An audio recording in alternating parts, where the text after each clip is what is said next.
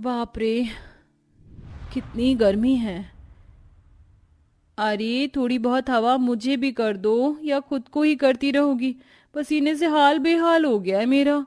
बहुत देर हो गई तुम्हें पंखे को इस्तेमाल करते हुए। लाओ अब ये पंखा मुझे दो, ऐसी हालत में मुझसे और गर्मी बर्दाश्त नहीं होगी। कह तो ऐसे रही हो कि तुम ही इकलौती गर्भवती हो, और हम चारों ने तो हवा से अपना पेट फुला रखा है। क्या हुआ तुम पांचों को? अब किस बात पर बहस कर रहे हो? जब देखो किसी न किसी बात पर बहस करती रहोगी पांचों की पांचों। माँ जी, हम लोग बहस नहीं कर रहे हैं। अब आप ही बताइए, ऐसी हालत में हम पांचों इस गर्मी को कैसे बर्दाश्त करें? ये 9 महीने का दर्द कम है क्या, जो अब ये गर्मी का कहर भी हम सहे? आजकल गर्मी कितनी ज्यादा बढ़ चुकी है। अब इतनी गर्मी में हमसे बिना पंखे के नहीं रहा जाता। तुम औरतों का भी कुछ नहीं हो सकता। जरा सी गर्मी तुम पांचों से बर्दाश्त नहीं होती। दिवाकर दिलेश्वर छत पर लगे उस अधमरे पंखे को निकालते हैं और उसे ठीक करवाकर दोबारा छत पर लगा देते हैं। आपके लिए ये कहना बड़ा ही आसान है, खुद तो पूरा दिन फैक्ट्री की ठंडी हवा में रहकर काम करते हो। अरे हमसे पूछो कि हम पूरा दिन गर्मी में कैसे रहते हैं, वो भी ऐसी हालत में। ऊपर से ये पंखा भी मरमर के चलता है, इसका चलना ना चलना एक बराबर है। कब से कह रहे हैं इसे ठीक करवा दो, लेकिन आप पांचों के कानों पर आज तक जूं तक नहीं रेंगी। अरे तो इसमें इतना गुस्सा होने वाली कौन सी बात है? हम आज ही जाकर इस पंखे को ठीक करवा लेते हैं। आज तो हम आराम से इस पंखे की ठंडी ठंडी हवा में सोएंगे। आज हमें ना ही तो बेचैनी होगी और ना ही हमारी आंख गर्मी की वजह से बार बार खुलेगी। पांचों बहुएं पंखे की ठंडी ठंडी हवा में सो जाती हैं, लेकिन थोड़ी देर में अचानक पंखा चलना बंद हो जाता है, जिसके चलते गर्मी से सबकी आंखें खुल जाती हैं। अब इस पंखे को क्या हुआ? ये रुक क्यों गया?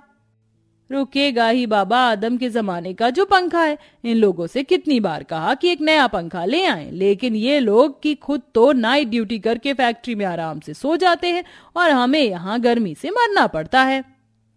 तुम ऐसे परेशान क्यों हो रही हो? तुम पांचों तो जानती हो कि वो मजदूरी करते हैं, दिन का मुश्किल से 50-60 रुपए कमा पाते हैं। इतने पैसों में वो नया पंखा कहाँ से लेकर आएंगे? एक काम करो, तुम पांचों लेट जाओ, मैं तुम्हें हाथ वाले पंखे से हवा करती रहती हूँ। आने वाले वक्त में तो गर्मी और बढ़ जाएगी। ना जाने मेरी पांचों गर्भवती बहुएं इस गर्मी को कैसे सहेंगी। बेटों की मजदूरी के काम के चलते मैंने भी दर्जी का काम शुरू कर दिया, लेकिन इस दर्जी के काम में भी कहाँ कोई ठीक से कमाई हो पाती है। अपनी बहू की ऐसी हालत देख समृद्धि की आंखों से आंसू झलकने लगते हैं। ऐसी हालत में बहुओं को कोई परेशानी ना हो, समृद्धि पूरी रात जाग कर अपनी बहुओं की हवा करती है। अपने बेटों को मजदूरी से इतनी कम कमाई करते देख समृद्धि भी दर्जी का काम शुरू कर देती है और आसपास के पड़ोसी के कपड़े सिलकर कुछ चंद रुपए कमा लेती है। लेकिन इतनी भयंकर गर्मी में चंद रुपए से बचना फिर पूरे परिवार के लिए नामुमकिन था। माँ जी, स्वरा को क्या हो रहा है? सुबह से उल्टियां पर उल्टियां करी जा रही है। ऐसी हालत में इतनी ज्यादा उल्टियां करना ठीक नहीं है बहू। तुम लोग उसका ख्याल रखो, मैं दाई माँ को बुला कर लाती हूँ। बेचारी समृद्धि धूप में भागी भागी दाई माँ के पास जाती है और उसे बुलाकर लाती है। एक तो आपकी बहू गर्भवती है, ऊपर से इसके शरीर के अंदर काफी गर्मी हो गई है। आपके घर में तो एक ढंग का पंखा भी नहीं है, ऐसे में इसकी हालत तो खराब होगी ही। आप तो हमारे घर के हालातों से अच्छी तरह वाकिफ हैं। दर्जी और मजदूरी के काम में कितनी ही कमाई हो पाती है। मैं समझती हूँ, लेकिन आपकी बहू की हालत तो आप अच्छी तरह देख रही हैं। अगर इसी तरह वो गर्मी में रही तो कल को इनकी हालत और खराब हो सकती है। दाई माँ की बात सुन समृद्धि अपनी पांचों बहू की चिंता से और ज्यादा परेशान होने लगती है। ये क्या तन्नू बहू, तू अभी तक सो रही है? तेरी तबीयत तो ठीक है ना? नहीं माँ जी, गर्मी की वजह से सर दर्द हो रहा है। बहू तू आराम कर, मैं तेरा सर दबा देती हूँ।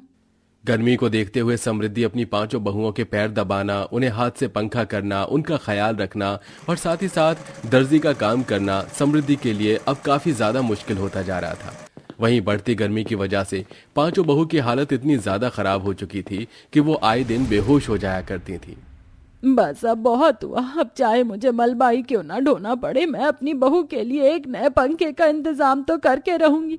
कब तक मेरी बहू ऐसी हालत में बिना पंखे के रहकर इस गर्मी के कहर को सहेंगी? अपनी पांचों बहू की ऐसी हालत अब समृद्धि कड़ी धूप में बाहर काम ढूंढने की तलाश में निकल जाती है। धूप की वजह से बूढ़े शरीर के अंदर बिल्कुल भी ताकत नहीं बची थी, लेकिन समृद्धि फिर भी हार नहीं मानती और अपनी बहू के लिए एक नया पंखा लाने के लिए समृद्धि कड़ी धूप में इधर से उधर काम की तलाश में फिरती है कि तभी समृद्धि को एक कपड़े की दुकान दिखाई देती है। अम्मा, मेरी बात समझने की कोशिश करिए। मेरी दुकान पर अभी साफ सफाई वालों की बिल्कुल जरूरत नहीं है, तो मैं आपको नौकरी कैसे दे दूं? बस जरूरत तो एक दर्जी की है। क्या दर्जी की साहब, मैं एक दर्जी हूँ। आप जो काम किसी और दर्जी को देंगे वो मुझे दे दीजिए। लेकिन दर्जी के काम के लिए हमारी दुकान में जगह नहीं है। अगर आप दर्जी का काम करेंगी तो आपको दुकान के बाहर धूप में बैठकर ही काम करना होगा। और हाँ, कभी कभी कपड़े डिलीवर करने के लिए भी आपको खुद ही जाना पड़ेगा। कोई बात नहीं साहब, मैं सारे काम करने को तैयार हूँ। बस जल्द से जल्द मुझे मेरी बहुओं के लिए एक नया पंखा लेकर आना है। उनकी ऐसी हालत अब मुझसे देखी नहीं जाती। बेचारी समृद्धि अब अपनी पांचों बहू के नए पंखे के लिए कड़ी धूप में बैठकर दर्जी का काम करती है और साथ ही साथ कई किलोमीटर धूप में पैदल चलकर लोगों के कपड़े भी उन्हें देकर आती है। हे राम, ये चप्पल आज फिर टूट गई। लगता है अब मुझे नंगे पैर ही जाना होगा। मेरा पैर इस धूप की वजह से जमीन बिल्कुल तवे की तरह गर्म हो गई है। काश मैं एक नई चप्पल खरीद पाती, लेकिन अगर चप्पल खरीद लूंगी तो नए पंखे के लिए पैसे कैसे जमा कर पाऊंगी। समृद्धि कड़ी धूप में रोज मेहनत कर पंखे के लिए पैसे जमाने लगती है। रोज कड़ी धूप में काम करना और कई किलोमीटर तक पैदल चलने से समृद्धि की हालत खराब होने लगी थी, लेकिन हमेशा अपनी बहुओं की हालत के बारे में सोचकर समृद्धि हार नहीं मानती और कई दिनों की लगातार मेहनत के बाद आखिरकार समृद्धि एक नए पंखे के लिए पैसे इकट्ठा कर ही लेती है और दुकान में जाकर एक अच्छा सा टेबल फैन अपनी पांचों बहू के लिए खरीद कर ले आती है। हमारे घर में पंखा आ ही गया। अब तो हमें इस भयंकर गर्मी से छुटकारा मिलेगा। हम ही जानते हैं कि हमने इस पंखे का कितना इंतजार किया है। पांचों बहुएं उस टेबल फैन को देखकर बहुत ज्यादा खुश होती हैं और अपना पूरा दिन उस टेबल फैन के सामने बैठे बैठे ही गुजार देती हैं। लेकिन बीतते समय के साथ साथ अब धीरे धीरे पांचों बहुओं में टेबल फैन को लेकर झगड़ा होने लगता है। ये क्या तनु, हम लोग वहां गर्मी में बैठे हैं और तुम हो कि चूल्हे पर खाना बनाते बनाते भी तुम्हें टेबल फैन की जरूरत पड़ रही है। ऐसी हालत में चूल्हे पर खाना बनाऊंगी तो मुझे पसीना और बेचैनी तो होगी ही ना, इसलिए मैंने टेबल फैन अपने पास रख लिया है। खबरदार, अगर टेबल फैन को अब तुमने अपनी तरफ किया तो कब से टेबल फैन तुम्हारी तरफ ही है। अगर तुम्हें इतनी गर्मी लग रही है तो इस तरफ आ जाओ ना, उधर क्यों सो रही हो? ये टेबल फैन तो इधर ही रहेगा। पहले जब पंखा नहीं था तो तुम पांचों में लड़ाई होती थी, और जब पंखा है तो भी तुम पांचों में लड़ाई हो रही है। माँ जी, ये लड़ाई सिर्फ आपकी वजह से हो रही है। आप पंखा लाई तो लाई, लेकिन टेबल फैन क्यों लेकर आई? छत वाला पंखा लेकर आती तो क्या हम पांचों में लड़ाई होती? कड़ी धूप में इतनी मेहनत करने के बाद भी जब समृद्धि को अपनी बहू की तरफ से ऐसा जवाब सुनने को मिलता है तो उसे बहुत दुख होता है। रोज रोज अपनी बहुओं को ऐसे पंखे के लिए लड़ता देख और गर्मी में रहने की वजह से अब धीरे धीरे समृद्धि की तबीयत खराब हो जाती है। हमारी माँ कड़ी धूप में दर्जी का काम करके तुम पांचों के लिए ये टेबल फैन लेकर आई ताकि तुम पांचों को कोई तकलीफ ना हो, लेकिन आज तुम पांचों की वजह से ही हमारी माँ की इतनी हालत खराब है। अपनी पत्नियों की बातें सुन पांचों बहू को अपनी सास की कड़ी मेहनत के बारे में पता चलता है और साथ ही साथ अपनी गलती का भी एहसास होता है और अब पांचों बहुएं मिलकर अपनी सास की खूब सेवा करती हैं।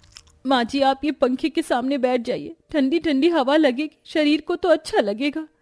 अगर मैं पंखे के सामने बैठ जाऊंगी तुम पांचों कहाँ जाओगी? मुझसे ज्यादा तुम्हें इसकी जरूरत है। माँ जी, आपने हमारे लिए कड़ी धूप में इतनी मेहनत करके टेबल फैन का इंतजाम किया, लेकिन उसके बावजूद भी हमने आपकी इज्जत नहीं की और आपको ही उल्टा ताने देने लगे। लेकिन अब हमें सब कुछ पता चल गया है, हमें माफ कर दीजिए। अब हम टेबल फैन के लिए नहीं लड़ेंगे और मिलकर इसका इस्तेमाल करेंगे। अपनी पांचों बहुओं की बात सुन समृद्धि बहुत खुश होती है और अब पांचों बहुएं मिलकर टेबल फैन का इस्तेमाल करती हैं और साथ ही साथ पांचों बहुओं के पति भी थोड़ी और मेहनत कर छत वाले पंखे का भी इंतजाम कर देते हैं, जिसके बाद अब पूरे परिवार को गर्मी से छुटकारा मिल जाता है और अब सब आराम से रहते हैं।